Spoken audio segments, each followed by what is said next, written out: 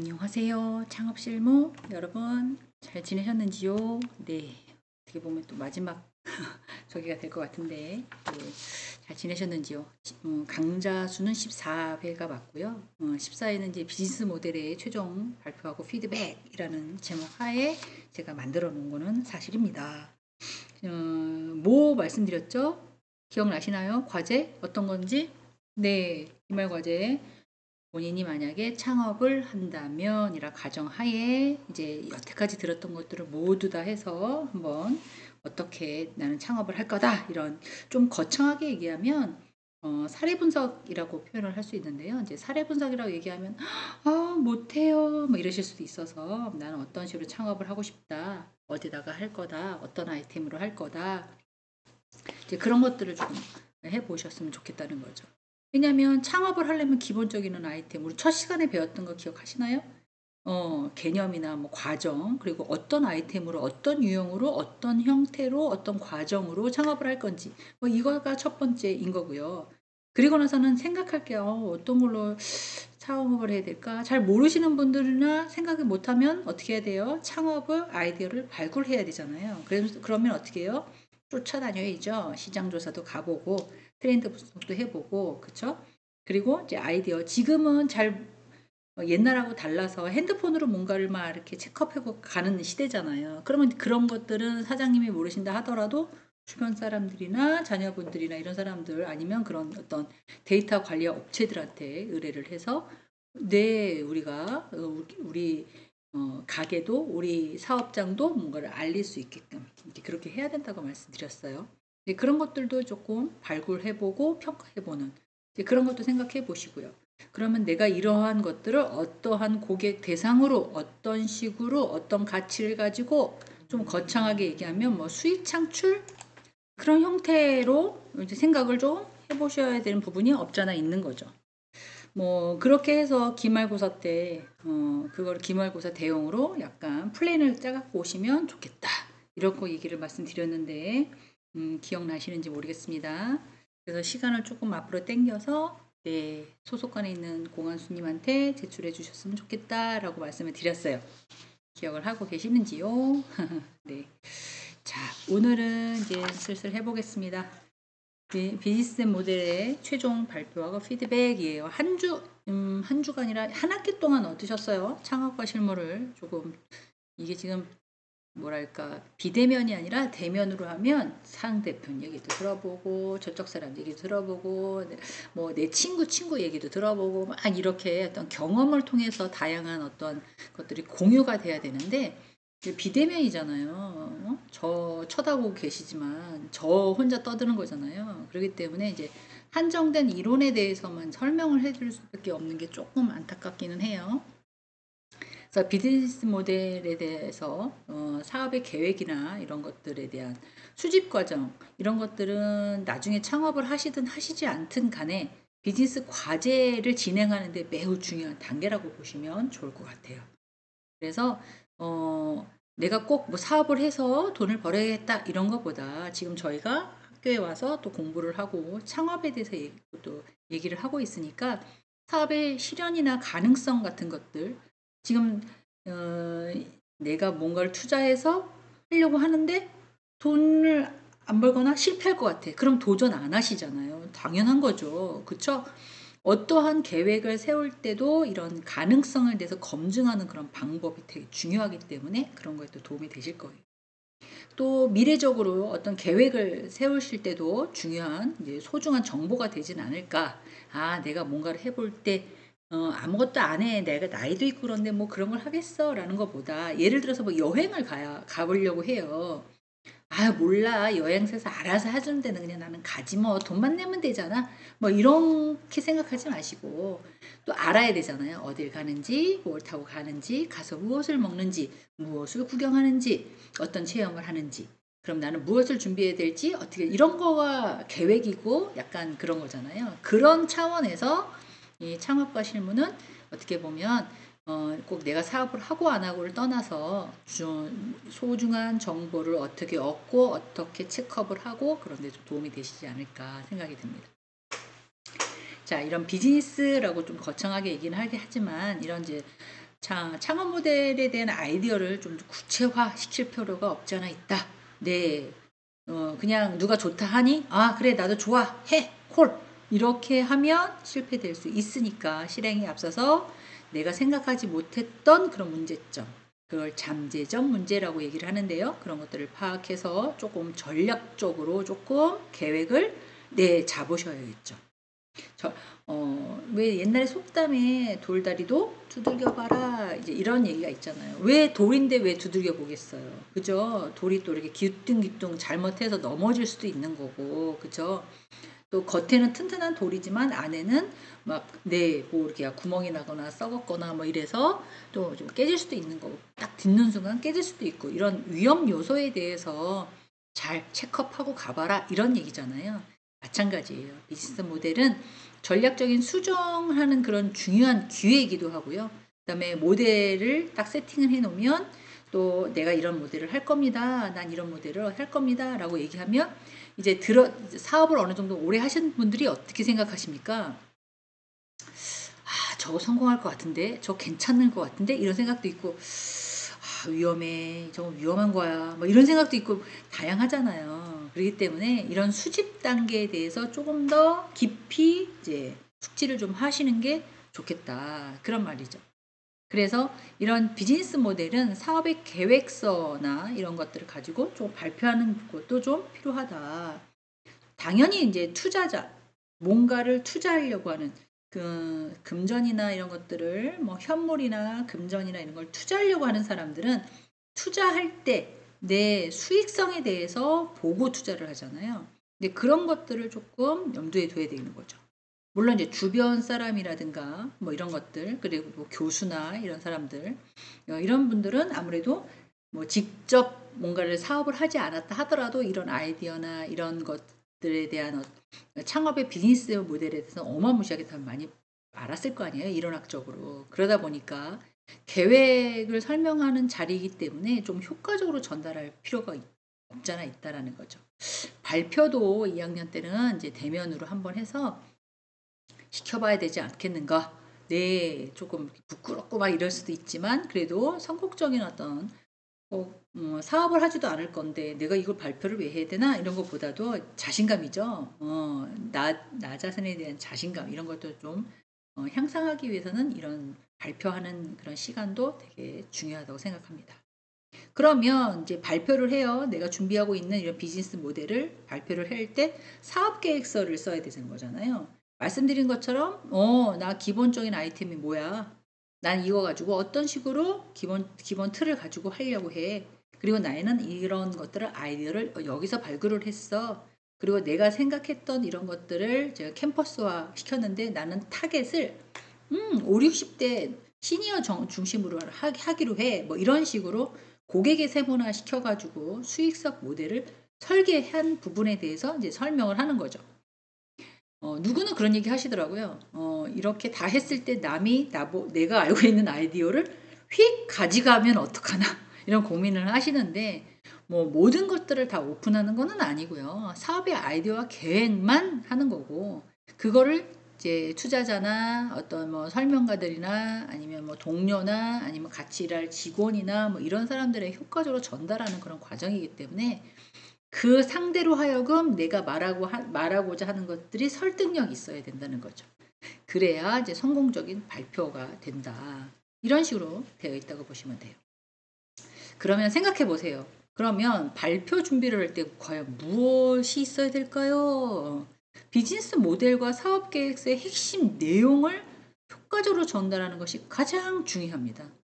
발표 자료는 청중이 어떻게 보면 사업 아이디어 본질들을 이해를 할 수 있게끔 개요나 개념이나 기본이나 과정이나 이런 것들도 설명을 해줘야 되는 거예요. 저런 게 있었어? 야, 저건 너무 어렵다. 저거 되게 복잡한데? 이렇게 하면 안 되는 거고, 누가 봤을 때도 저게 실현 가능하냐. 물론 전문가들 사이에서 일어나는 일이기 때문에 비전문가는 어려울 수 있죠. 하지만 실현 가능성을 판단할 수 있도록 간결하면서도 명확하게 구성을 해야 된다. 대부분 발표는 어떻게 해요? 저는 지금 아래 한글로 해서 올리고 있지만 발표 뭘로 해요? 파워포인트로 많이 합니다. 그죠? 슬라이스 디자인으로 해서 발표 자료를 시각적으로 명확하게 직관적으로 구성해야 된다라는 게 이제 여기서 나온 얘기죠.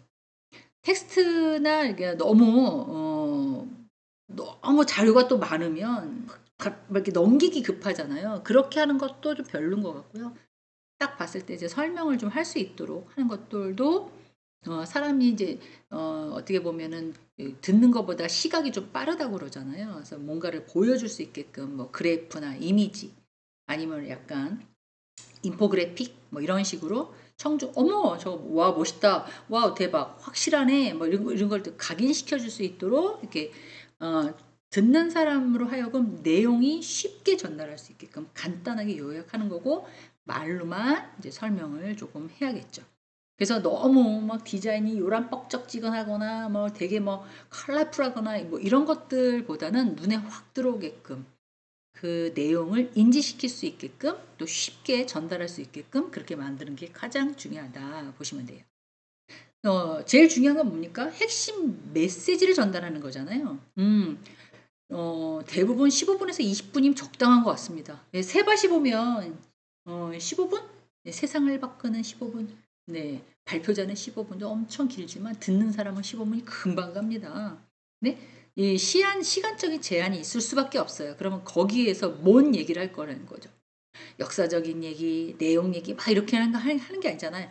핵심적인 내용을 내가 전달하고자 하는 내용만 네, 집중해야 되는 거잖아요. 마찬가지로 비즈니스 모델의 뭐 차별성, 시장 기회, 수익성, 실행의 가능성 이런 것들이 명확하게 제시하는 게 과연 가장 좋다라고 전문가들이 얘기를 하고 있죠. 비즈니스 모델에도 핵심 요소들이 있는데요. 그 요소들은 어떻게 보면 비즈니스 모델의 사업 계획에 계획서를 작성할 때 그 요소들이 포함이 돼야지만 이게 들어가야지만 명확한 솔루션이 되는구나, 명확한 설명이 되는구나 라고 얘기를 할 수 있어요. 만약에 사업에 어떤 걸 해결하기는 문제나 뭐 이렇게 하면 수익률이 좋습니다. 이렇게 하면 세분화된 고객들을 우리 시장으로 끌고 올 수 있습니다. 이런 얘기를 할 때 문제와 솔루션, 해결 방안이잖아요. 이런 것들이 명확하게 설명이 돼야 된다는 거죠. 물론 모든 세상들이 다 계획대로 될 수는 없죠. 근데 계획 없이 꽝 부닥치는 것보다 계획을 가지고 준비한 상태에서 부닥치는 거랑은 또 차원이 다릅니다. 그래서 이 단계는 청중들이 사업의 필요성과 가치를 쉽게 이해할 수 있도록 그분들에게 설명할 수 있는 그런 것들을 만들어내야 되는 거예요. 조금 전문적인 용어를 막 얘기를 한다 하더라도 그 설명 부분에 대해서는 네, 제일 기본적으로 저희가 창업의 실무를 맨 처음에 했을 때 창업의 기본과 개념의 과정을 먼저 말을 했었어요. 1차 첫 번째 강의 때. 그러는 것들은 창업을 왜 하려고 하는지, 유형이 뭔지, 과정은 뭐가 있는지, 단계는 어떤 건지 이렇게 기본적인 개념이 머릿속에 정착화되고 나서 아이디어, 모델, 시장조사, 분석, 자금 조달, 또 뭐가 있을까요? 법정 절차 뭐 등등등등등등이 포함이 되어 있는 거죠. 그게 첫 번째 문제 정의와 솔루션이다라고 생각하시면 돼요. 그래서 이제 사업의 필요성 왜 하는 거냐 도대체 뭐 때문에 하는 거냐 대부분 돈을 벌려고요. 이거는 조금 그렇잖아요. 그죠? 내가 배웠던 게 이런 부분이고 이런 거에 대해서 나는 가치를 느끼고 보람을 느끼기 때문에 이런 걸 하려고 한다. 또한 내가 이렇게 수고한 부분에 대해서 수익 창출이 돼서 어떤 그걸로 인해서 가정에도 보탬이 되면 더 좋겠다. 뭐 이런 형태로 약간 이렇게 흘러내려가는 거겠죠. 자, 그다음에 시장 분석이에요. 이게 어떻게 보면 지금 우리가 살고 있는 이 현대에서 가장 중요한 부분일 수도 있습니다.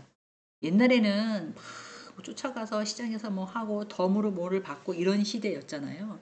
지금 그런 게 없어지지는 않았지만 그래도 대부분 경쟁 환경에서는 그게 비율로 따지면 많이 줄었습니다. 그래서 타겟 시장이라든가 환경, 고객이 요구하는 것들이 반드시 누구는 나는 배달비를 더 내더라도 나는 외부에 나가지 않더라도 집에서 지출을 하고 싶어 라는 사람들이 생겨날 수 있거든요. 지금 엄청 많잖아요. 그죠? 그렇게 뭐 코로나 때문에 그런 것들이 많이 정착화되어 있단 말이에요. 그리고 나는 굳이 온라인 쇼핑 별로야. 사진만 잘 찍어놨어. 이거는 별로 의미가 없는 것 같아. 뭔가를 살려면 체험해봐야 돼. 입어봐야 돼. 만져봐야 돼. 육안으로 정말 봐야 돼. 뭐 이런 형태로 간다면 이런 걸 어떻게 해결할 거냐에 대한 분석도 내용을 제시해야 된다고 보는 거죠. 그래서 온라인 시장에서 나는 타겟을 할 거다. 오프라인 시장에서 할 거다. 뭐 이런 것들을 조금 온라인 시장에서는 국내에서만 되는 게 아니라 국외에서도 국내 시장에 들어올 수가 있죠. 저희들도 그렇잖아요. 직구도 하니까 굳이 온라인 시장인데 해외 직구 못하라는 법 없잖아요. 그래서 이런 시장의 규모와 성장 가능성 그리고 경쟁사 대비 차별화된 요소 이런 것들이 강조될 수 있다라고 생각하시면 될 것 같아요. 자, 그리고 나면 이제 비즈니스 모델을 세팅하는데요. 이 비즈니스 모델은 수익 창출에 대한 방식을 어떻게 할 거냐, 그죠? 돈을 어떻게 벌 거냐, 뭐 이런 거잖아요.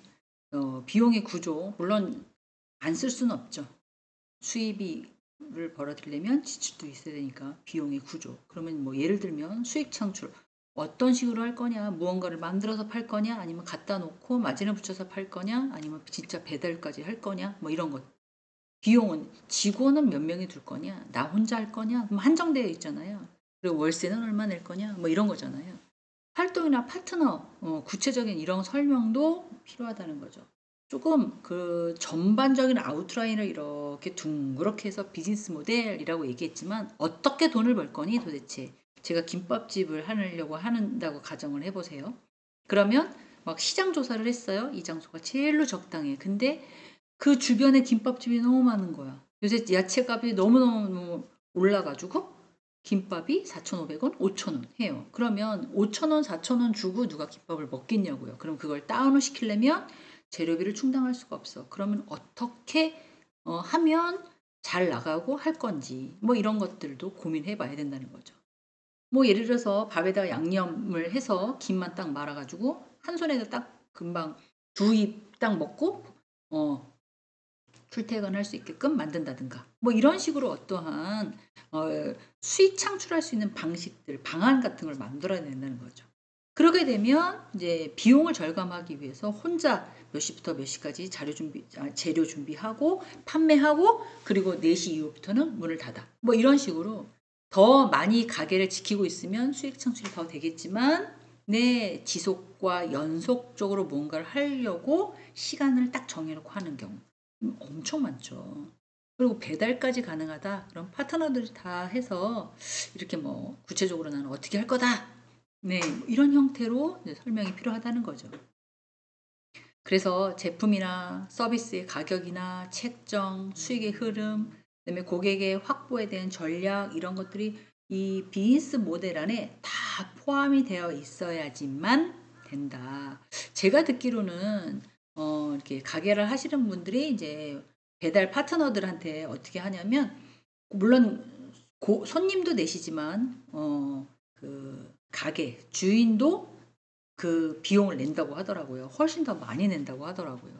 그러니까 그런 것들이 티끌모아 태산이라고 몇천 원, 몇천 원, 몇천 원씩 이렇게 좀 수입이 약간 지출이 좀 덜하면 훨씬 더 이익 창출이 많이 되는 거잖아요. 그래서 그런 것들을 전반적인 걸 가지고 재무 계획을 세우는 거죠. 내가 한 달에 어떻게 하면 매출액이 얼마일 거야? 그러면 한 달에 또 나가는 돈은 얼마일 거야? 또 수익의 구조에 따라서 자금의 사용의 계획 같은 것도 세팅이 되는 거죠.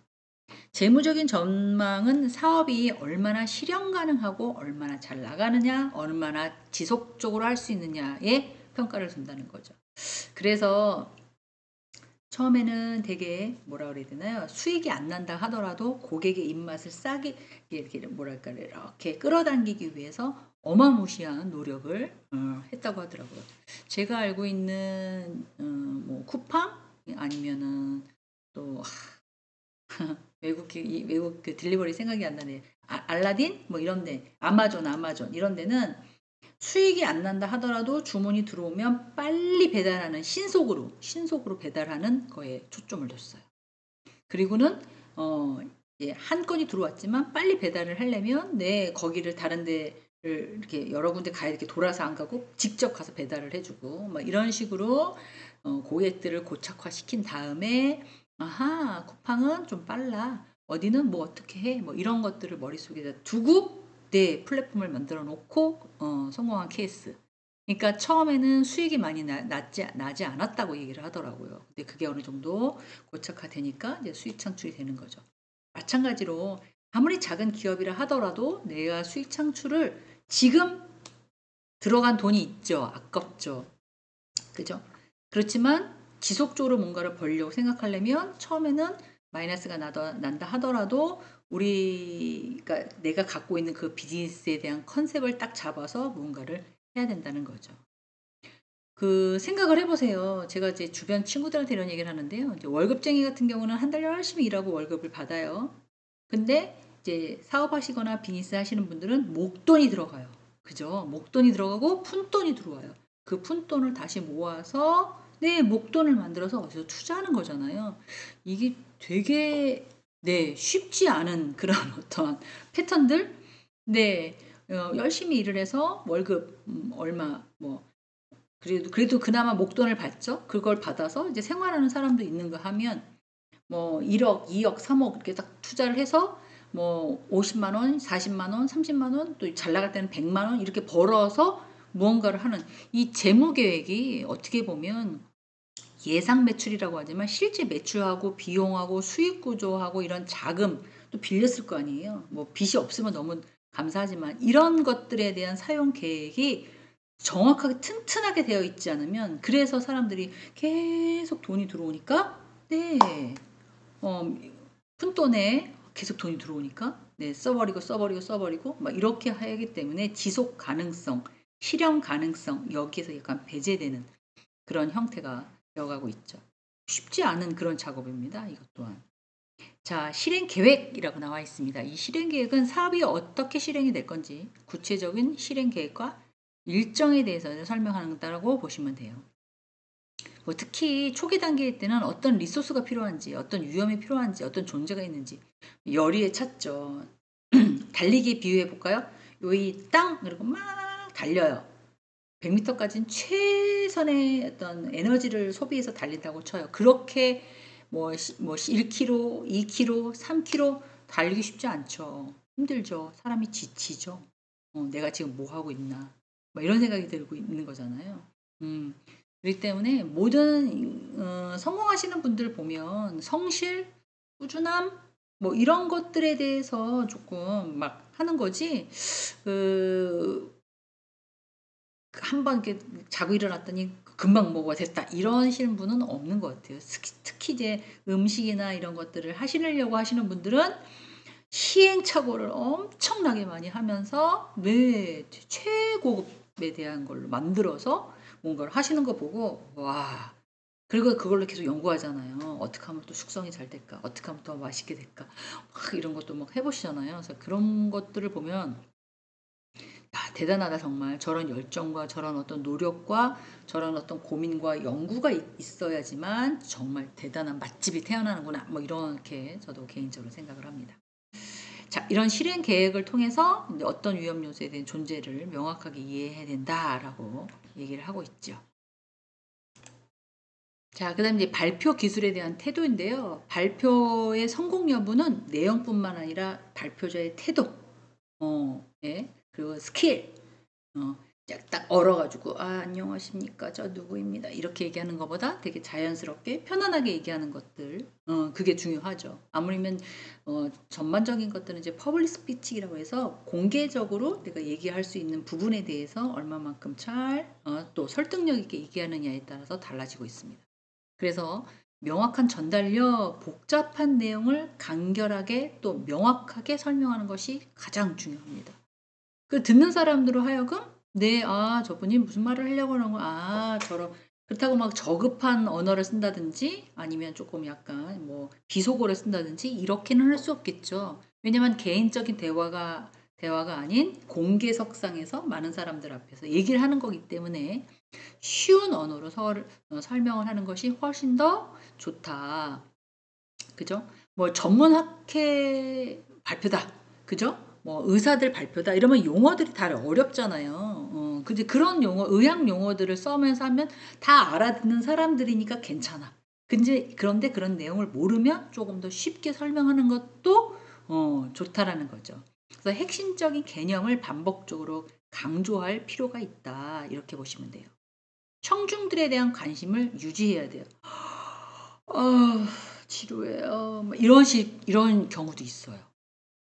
교회 다니시죠?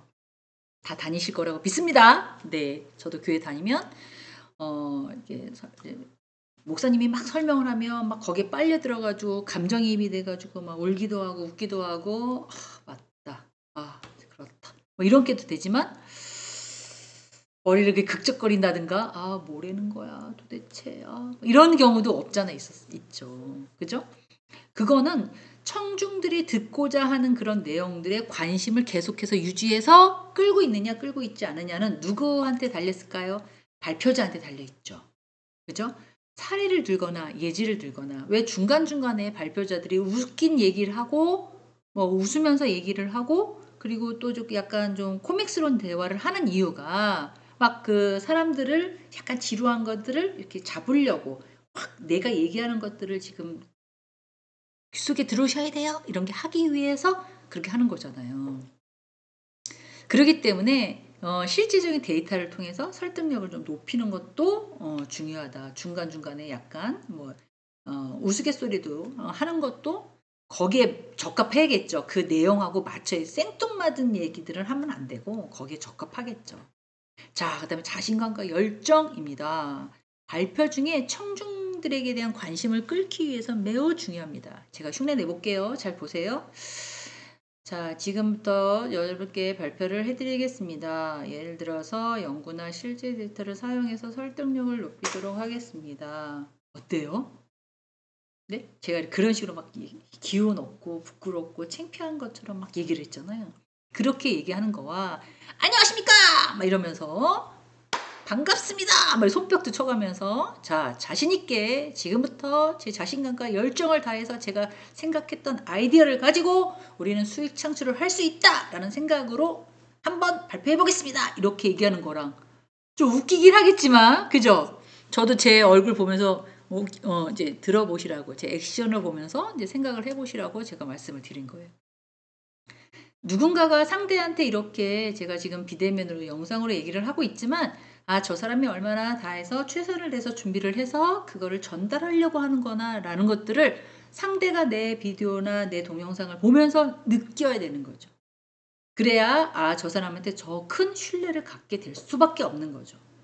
하물며 지금 저희 뭐예요? 창업과 실무 중에서 내가 생각하고 있었던 그런 창업의 아이디어나 이런 것들을 잘 계획해서 발표하는 자리잖아요. 오늘 테마가. 근데 거기에서 자신이 없고 뭐 기가 죽거나 얘기하는 게 부끄럽거나 뭐 그렇게 얘기하면 누가 그걸 좋아하겠습니까? 그렇지 않아요. 이제 그런 것들을 이제 두셔야 된다는 거죠.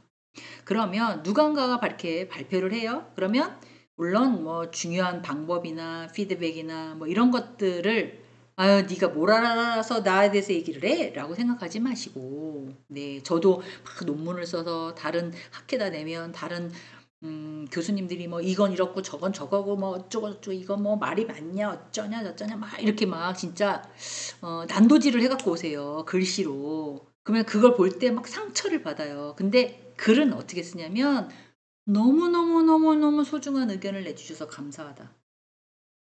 너한테 이렇게 어드바이스 해주는 사람은 많지 않거든요. 마찬가지로 내가 뭔가를 발표를 하려고 하고 뭔가를 확인했을 때 누군가가 나한테 이렇게 설명을 해주는 거에 대해서 고맙게 우리 어릴 때는 부모님들이 하지마 안 돼 공부 잘했어 착하게 지내야 돼 뭐 이런 걸 지시해 주셨잖아요. 근데 성인이 된 지금은 누군가가 깨달음 자체 내서 깨달음 외에는 누군가가 나한테 지적을 해줄 수가 없거든요.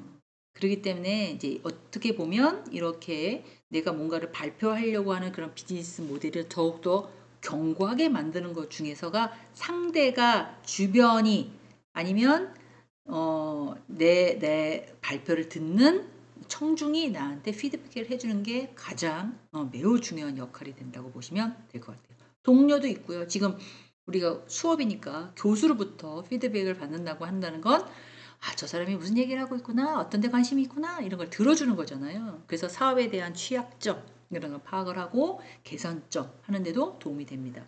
네, 이렇게를 뭘로 갖고 오라고 말씀드렸어요? 네, 써갖고 갖다 내시라고 기말 과제로 저한테 발표를 하셔야 되는데 발표할 수가 없으니 자료를 만들어서 갖다 내셔라 이렇게 말씀을 드린 거예요. 그러면 보세요.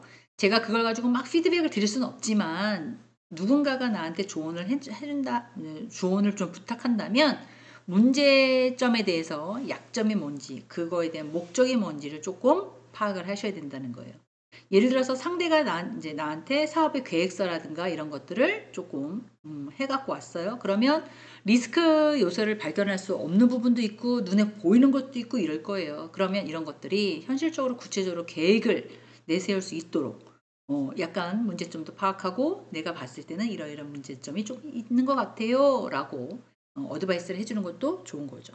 또 하나 내 생각이 그 상대한테 먹힐지는 모르겠지만 내가 갖고 있는 아이디어나 아니면 인사이트 다양한 시각에서 피드백을 받는 뭐 더 나은 발전을 할 수 위해서 아이디어를 좀 얻을 수도 있는 그런 것들에 대해서 그리고 그분들은 어떻게 해요? 대부분 뭐 사업을 하거나 이런 데 구상이 많으신 분들은 어떻게 해요? 많이 읽었을 거라고요. 책에 대해서 남들이 어떻게 성공을 했는지 이런 것들 읽었을 거예요. 그러면 이런 경험이 풍부한 교수나 동료나 피드백에 실질적인 도움을 받을 수 있도록 내 마음을 열어놓고 있을 거예요. 제가 볼 때는.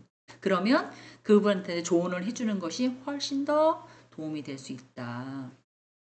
그렇게 생각하시면 될 것 같아요. 자, 또 생각해 보세요. 피드백에 대한 목적 중에 또 하나는 실행 가능한 평가입니다. 야, 이거는 조언을 받긴 받았는데 이걸 하라고? 이거 어려울 것 같아. 돈이 너무 많이 들어가는데? 야, 그리고 이거는 우리 일반인들은 못하고 큰 기업들만 가능할 건데 이런 걸 어드바이스 줬다는 얘기야? 이건 말이 안 되는데? 이런 거는 안 된다는 거죠. 아이디어가 현실에서 실행 가능한 거에 대해서 객관적인 평가를 받게 된다면 사업의 계획을 난 이렇게 A라는 방향으로 가기로 했는데 이걸 좀 틀어서 A-로 수정 보완할 수 있게끔 만들어줘야 된다는 거예요. 지금 아까 말씀드린 것처럼 우리 일반 서민들이 일반 중산층들이 할 수 없이 대기업만 할 수 있는 어떠한 뭐 시설이라든가 뭐 이런 거를 일반인들이 자금도 없는데도 하라고 한다는 건 말이 안 되는 거잖아요. 즉 피드백의 목적은 상대가 계획했던 계획서에 대해서 부분이나 리스크나 이런 방향들을 조금 발견해 줄 수도 있는 거겠죠. 거기다가 엔드 플러스해서 아이디어를 좀 제공할 수도 있는 거죠. 그것뿐만 아니라 상대가 내 생각을 듣고 실행 가능한 가능성 여부를 조금 변경할 수 있게끔 생각의 폭을 조금 더 넓힐 수 있게끔 그렇게 해주는 게 좋다. 그러면 모든 사람들은 이런 피드백을 받으려고 엄청나게 노력을 하거든요. 그러면 이런 효과적인 피드백을 받는 방법이 과연 뭐가 있는가? 네, 지른다. 그죠? 물어보는 거죠. 직접 가서. 시간을 활용할 수밖에 없어요. 그리고 뭐 상대한테 어떻게 피드백을 통해서 내가 받을 수 있는지 이런 것들을 조금 네, 물어볼 수 있는 거죠. 이때 미리 예상하는 질문을 준비를 해야 돼요. 딱 읽어보고 어떠세요? 이렇게 생각하지 않고 내가 이거를 보여줬을 때 이런 제안서를 보여줬을 때 상대가 나에 대해서 무슨 얘기를 해줄지 좋을지 그리고 거기다가 내 질문 같은 거를 조금 해서 보실 때 어때요? 뭐 이런 식으로. 예를 들면 제가 이거를 수익 창출을 하려고 하는데요. 요새 20대들한테 먹히는 그런 아이템이라고 생각하십니까? 뭐 이렇게 한다든지. 혹시 지금 40대, 50대이신데 만약에 이런 온라인이나 오프라인으로 뭔가를 한다고 한다면 쿠폰 같은 게 들어왔다. 그러면 받으시겠습니까? 굳이 내려가서 다운을 해서 받으시겠습니까? 그냥 관가해 버리시겠습니까? 막 이런 식으로 디테일하게 물어본다는 거죠. 누가 쿠폰 준다고 그러면 어떻게 해요? 동의를 눌러야죠. 내 정보를 줘야죠. 그 카카오톡 인증을 해야죠. 이게 무슨 뜻이에요? 네 정보를 준다면 내가 너한테 쿠폰을 줄게. 이런 의미잖아요. 싫어하시는 분들도 꽤 많으세요. 인증하고 뭐하고 뭐 계좌까지 넣으라고 뭐 이렇게 내가 굳이 뭐 귀찮아 이렇게 안 하시는 분들도 계시거든요. 그래서 질의응답에 대한 시간이 많이 들어가는 것뿐만 아니라 답변을 통해 부족한 부분을 보완할 수도 있고요. 그러다 보면 새로운 아이디어도 제시할 수도 있고 기회도 얻을 수 있어요. 그렇지만 상대가 내 마음 같지는 않으니 상대한테 물어볼 수 있는 모든 것들을 미리 준비를 해서 상대한테 물어보는 것도 좋은 방법이다. 또 하나는 설문지 작성. 네. 학교에서 몇 번 해보셨을 거라고 생각이 들어요. 뭘 써서 적어주세요. 뭐 이러면 설문지를 배포해서 비즈니스 모델이나 사업의 계획, 또 각 부분에 대한 평가를 하고 어떤 분이 저한테 그러시더라고요. 시작도 안 했는데 이 평가 엄청 잘해줬어요. 저한테. 그거 잘해주셔도 뭐 저한테 플러스 되는 것도 없고요. 마이너스 되는 것도 없어요. 그렇지만 미리 받는 것 뿐인데 그렇게 이제 설문 항목에 대해서 관대하게 한 것처럼 막 얘기를 하시더라고요. 그렇게 하면 별로 안 좋아요. 저는 그걸 원치 않습니다. 네. 있는 그대로 명확하게 그 실현 가능성, 그 다음에 뭐 시장 분석의 적절성, 재무 계획에 대한 타당성 등등등등 뭐 여기에 나와 있는 걸 말씀을 드리지만 설문지를 받으셨으면 거기에 대해서 솔직한 심정, 그렇다고 어거지로 뭐 굳이 이렇게까지 필요 있을까? 뭐 이렇게까지는 안 하시는 것도 될 것 같기도 해요. 개인적인 대화 이거는 이제 질의응답하고 거의 같다고 보시면 되는데요. 이거는 이제는 공식적인 건 아니잖아요. 동료나 교수나 개별적인 대화를 통해서 구체적인 피드백을 받을 수 있도록 이것도 어떻게 보면 시간적인 활용이 조금 들어갈 수밖에 없습니다. 그래서 조금 좋은 건 뭐냐면 조금 상대에 있는 마음속에 있는 것까지 약간 오픈해서 의견을 들을 수 있다는 거죠. 나는 이렇게 해서 이게 좋은 아이디어라고 생각했는데 과연 이게 나는 좋지만 모든 사람들도 이걸 좋아라 할까? 뭐 이런 식으로 약간 깊이 있는 대화를 해줄 수 있는 그런 기회를 제공할 수 있는 그런 형태다라고 보시면 될 것 같아요. 어떻게 보면 시간적인 활용에 의해서 개인적인 대화가 조금 더 깊이는 있을 수 있지만 모든 사람들이 이렇게 만나는 거는 너무 많은 시간이 걸리는 거잖아요. 정확한 정보 수집도 좋지만 이거는 너무 힘든 아주 긴 작업이라는 거죠. 그렇기 때문에 뭐 설문을 한다든가 아니면 링크를 걸어서 한다든가 이렇게 하는 경우가 많잖아요. 그래서 구체적인 피드백을 받는 이런 방법도 있다라고 보시면 될 것 같아요. 자, 피드백을 수집을 했어요. 그럼 이걸 어떻게 하느냐? 뭐 어떻게 하냐면 조금 참나 이런 걸 썼네. 얼처구니가 없네. 아유, 너나 잘났어요. 이렇게 보시면 안 돼. 왜냐면 기분 나쁠 수도 있죠. 비판적인 의견이 안 들어갔다고 하면 거짓말. 응? 저도 그랬잖아요.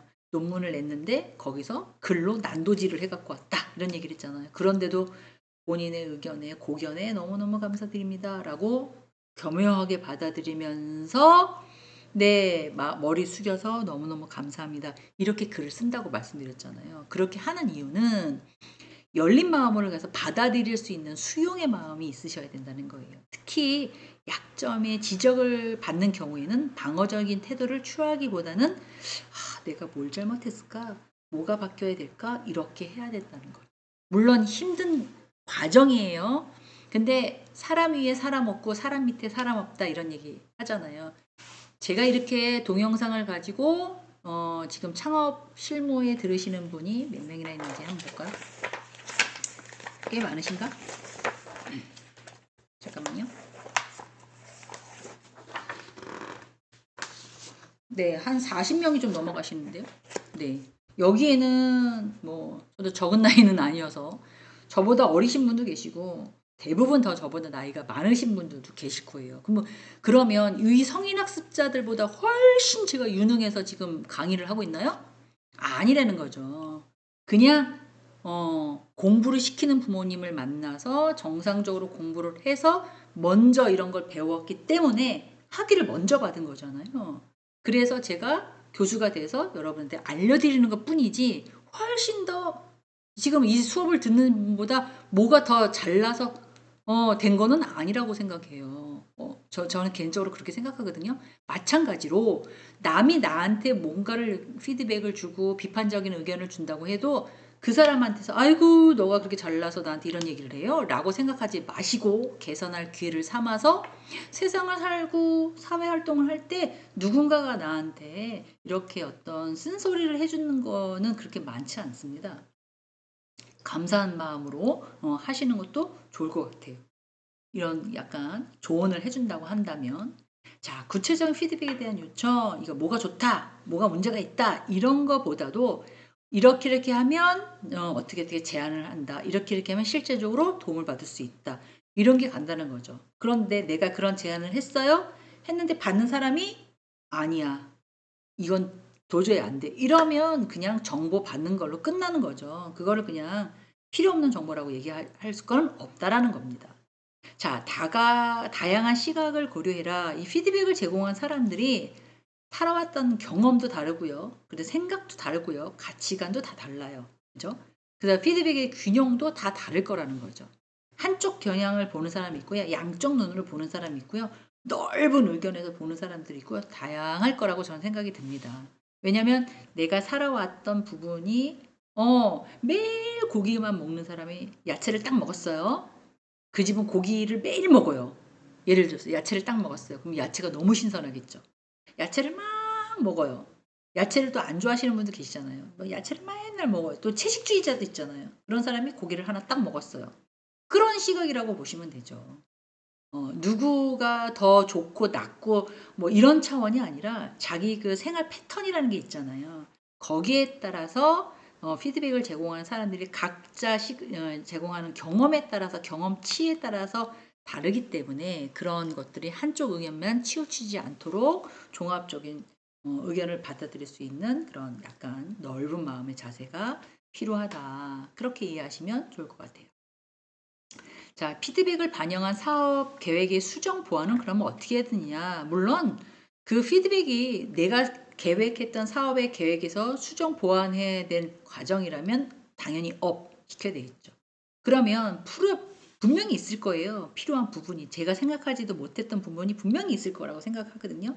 이 피드백을 바탕으로 사업의 계획에서 문제가 지적된 부분을 먼저 파악을 하고요. 뭐 예를 들어서 여기 나와 있는 것처럼 시장의 분석이 부족하다는 피드백을 받았다고 한다면 추가적으로 시장 조사를 통해서 데이터를 조금 보강한다든가, 비즈니스 모델이 불투명해요. 이거 갖고 수익 창출이 되겠어? 라고 한다면 조금 더 명확하게 모르는구나. 이런 어떻게 하면 돈을 벌지에 대해서 구체화시키지 않았는데 왜? 나만의 노하우야. 막 이래서 안 했는데 라고 지적을 받는다면 조금 더 명확하게 설명할 필요가 있다. 이런 내용이죠. 그래서 주변 사람들이 받았던 비즈니스 모델을 강화를 하기 위해서는 그 모델, 내가 생각하고 내가 계획했던 모델에 대한 약점 같은 걸 보완을 하고요. 조금 더 나은 수익 구조를 좀 튼튼하게 한 다음에 이거를 어떤 식으로 실행할 건지, 어떤 식으로 전략을 세울 건지를 조금 구체화해야 된다. 지금 우리가 하려고 하는 이 비즈니스 모델이 전반적으로 무엇을 원해서 하는 거예요? 수익 창출이에요. 그죠? 수익 모델에 대한 피드백이 있는 경우에는 예상 수익과 비용의 구조를 다시 한번 검토해 뿐만 아니라 현실성이 있는 계획을 수립해야 된다. 라고 되어 있어요. 물론 이제 이런 것들이 수익성에 대한 검토나 수익 모델에 대한 피드백들은 시장의 진입에 대한 전략적인 수정에 따라서 경쟁의 상황에 따라서 진입의 전략에 대해서 어느 정도 피드백을 반영할 건지 보다 효과적인 진입의 전략을 수립하기 위해서 하는 것들이기 때문에 어디에 먹힐 건지를 우리가 이제 모델 강화를 했을 때 착출을 할 수 있다는 거죠. 그리고 이런 것들을 이제 재검토 한번 조금 더 실행하는 계획들을 나한테 왔던 이런 조언이나 이런 것들을 통해서 사업의 실행 가능성에 대한 수정하는 부분들을 좀 체크업하고 이걸 바탕으로 시장의 계획을 재검토하는 것도 필요합니다. 리소스 확보에 대한 방안, 뭐 인력, 자금, 기술, 이게 리소스잖아요. 모든 사람들이 좀 똑똑하고 뭐랄까 빠릿빠릿하고 그리고 일당백하고 하는 이런 인력들을 쓰고 싶어 하죠. 그죠? 또 풍부한 자원은 아니지만 그래도 어느 정도 여유 자금을 통해서 내가 계획하고 있었던 어떤 창업이나 이런 비즈니스 모델을 구축하시기도 하죠. 이런 것들이 충분한지 다시 한번 체크업을 해야 된다는 거. 부족한 부분이 있다면 특히 뭐 스킬, 뭐 자금 뭐 이런 거라면 대출을 어떻게 할까? 어떻게 갚을까? 이건 몇 년 안에 상환해야 되는데 뭐 이런 것들을 이제 방안 모색을 해야 되지 않겠느냐. 이제 그런 내용들이 적혀 있습니다. 타임라인의 수정, 이건 피드백에 따라서 사업의 실행과 일정을 비현실적으로 평가를 받는다는 경우에는 타임라인보다는 현실성 있게 조정해야 된다. 아까 뭐 어디 가서 막 얘기하는 거 있잖아요. 대화하는 것들 제가 살짝 올려볼게요. 여기 뭐 구체적인 뭐 열린 마음으로 수용해라, 그 위에 설문지, 질의응답, 개인적인 대화, 이거를 뭐 지금 나는 2, 3개월 안에 뭔가를 개업하기 위해서 사람들한테 물어보는데 그 사람이 외국에 갔다고 해서 그 사람을 기다렸다가 그 사람한테 물어보고, 그게 좋을까요? 네, 아니라는 거죠. 타임라인이 어떻게 보면 피드백에 따라서 실행 계획의 일정이 이런 것들이 좀 변동될 수 있잖아요. 그렇기 때문에 꼭 그 사람이 아니다 하더라도 다른 사람을 통해서 그 기간 안에 현실성 있게 내가 뭔가를 받을 수 있게끔 조정을 해야지, 그 사람이 외국에 있어, 외국에 있는 거 갔다 와서 기다렸다가 뭐 이렇게는 조금 아니다, 그런 얘기죠. 자, 결론을 말씀드리겠습니다. 결론은 비즈니스 모델은 사업의 계획, 어떤 사업을 하고자 하는 그런 계획을 하잖아요. 그러면 최종으로 내가 이런 계획을 갖고 있어요 라고 발표를 해야 하는데, 발표를 하지 않고 어떻게 한다고요? 내 A4 용지에 한 장이나 두 장을 넘어가지면 안 된다고 말씀드렸습니다. 그래서 거기서 적어서 제출을 해라. 학교에 오실 때 제출을 해라. 피드백 수집은 사업의 아이디어를 검증하는 거기 때문에 개선하는 그런 핵심이나 단계라고 말씀을 드렸어요. 그래서 성공적인 어떤 발표를 하기 위해서는 준비와 발표 기술이 매우 중요하다. 그래서 우리는 발표했다고 생각하고 A4 용지 한 장 만들어서 제출하는 걸로 얘기를 했습니다. 그래서 이런 피드백을 통해서 약점을 보완하고 새로운 아이디어를 도출해낼 수 있도록 해야 한다. 그렇게 말씀을 드리고 결론을 맺을까 합니다. 자, 이제 생각을 해 보십시오. 저희 이제 계획 이걸 다 얘기가 끝났고요. 혹시 14강 보강주가 있으면 똑같은 거를 올려놓을 거니까 뭐 경청하셔도 좋을 것 같습니다. 그리고 이제 창업에 대해서 어떤 아이디어를 생각을 해 놓으셨잖아요. 그럼 이 아이디어를 어떻게 할 건지, 그리고 모델을 비즈니스 모델, 아까 말씀드린 것처럼 수익 창출은 어떻게 할 건지, 어떻게 남한테 팔 건지, 김밥이라고 예정한다면 어디다가 차릴 건지, 어떻게 팔 건지, 가격 경쟁력은 어떻게 할 건지, 어떤 사람을 세분화시켜서 고객을 세분화시켜서 팔 건지, 뭐 이런 계획안을 잡아놓는다는 거죠. 그리고 나 굳이 시장 조사를 통해서 이 주변에 있는 사람을 통해서 나는 어떻게 경쟁자를 제끼고 내 사업을 성공시킬 건지, 이런 것들. 그리고 조금 더 디테일하게는 자금 조달에 대한 재무 계획도 세우셨으면 좋겠어요. 투자나 융자나 뭐 이런 것들, 재무 계획을 통해서 어떤 식으로 해야 될까? 나는 꽃가게를 하려고 하는데 자금은 어느 정도 있고 우리 지역은 이 정도면 가능할 것 같고, 나는 배달 중심으로 하기 때문에 하루 종일 그 가게에 묶여 있지 않고 그 주문이 들어오면 주문 생산 방식에 의해서 일주일 안에 그 사람한테, 아니면 3일 안에 배달할 수 있도록 나는 액션을 취할 거야. 뭐 이런 식으로 계획안을 잡아 놓으시는 거라 그랬어요. 만약에 내가 사업을 하려고 하는 그런 아이템들이 법적 절차나 지적재산권에 해당이 된다면, 네, 그거는 어떻게 해결할 건지, 법적 절차는 어떤지, 사업자 등록증은 어떻게 할 건지, 지적재산권의 보호의 전략은 어떻게 할 건지, 뭐 이런 것들도 조금 보셔야 된다는 거죠. 마케팅, 남한테 어떻게 알릴 거냐고요. SNS를 통해서, 브랜디드 전략을 통해서, 디지털 마케팅을 통해서, 뭐 각자 생각이 다를 거 아니에요. 그런 것들을 조금 포함해 주면 더 좋을 것 같고요. 조직 구성을 어떻게 하실 건지도 넣으셔야 돼요. 나 혼자 할 거예요. 주변 사람들과 같이 할 거예요. 아르바이트 쓸 거예요. 뭐 등등등. 그리고 운영 계획서나 공급망을 통해서 어떻게, 혹시 안 좋은 일이 생긴다면, 안 좋은 일이 뭘까요? 뭐 예를 들어서 뭐 우리나라에 제2의 IMF가 온다든지, 아니면 제2의 이런 일이 없어야 되겠지만 코로나가 온다고 한다면, 내가 살려고 하는 이 사업에 대해서, 비즈니스에 대해서 리스크에 대한 관리와 위기 대응은 어떻게 할 건지, 뭐 이런 것들도 적으시면 더 좋을 것 같고요. 고객 관리, 중요한 건 고객이죠. 고객 관리를 어떻게 할 건지 뭐 이런 것들. 아니 김밥 파는데 무슨 고객 관리를 해? 아니에요. 그렇지 않아요. 네. 딱 단골 손님 오셨는데 쭉 깔아있는 걸 오지 않고 단골 손님 오셨네요. 내가 금방 따끈따끈한 밥으로 내가 말아드릴게. 바로 드시면 맛있어. 그래가지고 이거는 서비스예요. 바로 만들어 드렸어요. 이렇게 하는 것도 고객 관리예요. 그래서 이제 지금 가지 않는데 옛날에 있던 곳에서 그렇게 몇 군데 저한테 해주셨던 기억이 납니다. 그런 형태로 조금 이렇게 만들어서 A4 용지 한 장이나 두 장까지만 하셔서 학번하고 이름 쓰시고 날짜를 좀 보겠습니다. 창업 실무가 네, 창업 실무가 월요일 날이네요. 늦어도 9일까지는 저기 하셨으면 내셨으면 좋겠어요. 9일. 2일까지 내셔도 좋고요. 이건 먼저 내셔도 좋고요. 9일까지 내셔도 그래서 제가 미리미리 말씀을 드리는 거예요. 늦어도 9일까지는 조금 갔다가 내시면 좋을 것 같습니다. 저는 나름대로 열심히 최선을 다해서 준비를 했는데 창업심을 들으시는 분들은 아이 뭐 별거 없네 라고 하실 수도 있고요. 그리고 왜냐면 이게 제한적으로 이제 대화를 하거나 뭐 화면을 보여드리거나 영상을 보여드릴 수가 없어요. 저희 규칙상. 그래서 이론학적으로만 이제 설명을 못 드리는 게 조금 안타깝긴 한데 이게 또 이런 것들이 계속해서 또 이렇게 이어져 나갈 거니까 창업 실무, 뭐 개업 실무 다 똑같은 거잖아요. 이제 그렇게 나갈 거니까 그런데 관심이 있으신 분들은 들어주시면 좋을 것 같아요. 한 학기 동안 너무너무 고생하셨어요. 뭐 비대면이라 집에서 들으셨어요. 안 힘들어요. 라고 하실 수도 있지만 그래도 수업의 일정을 따라간다는 건 쉬운 게 아니죠. 저도 그 세월을 다 지났잖아요. 다 했었잖아요. 저는 오리지널로 다 2학점짜리는 없었습니다.